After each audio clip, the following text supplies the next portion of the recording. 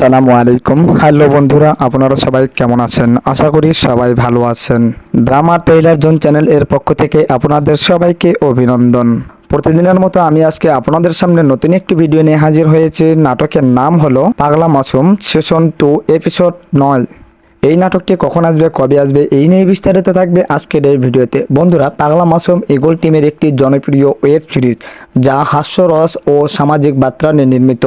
সিরিজটির প্রধান চরিত্রে অভিনয় করেছেন ইকতেবার ইফতি, মিম ও সুস্মিতা। বর্তমানে সিরিজটির দ্বিতীয় সিজন প্রচারিত হচ্ছে এবং আজকের তারিখ পর্যন্ত 9টি পর্ব মুক্তি পেয়েছে। সর্বশেষ পর্বটি আজই প্রকাশিত হয়েছে।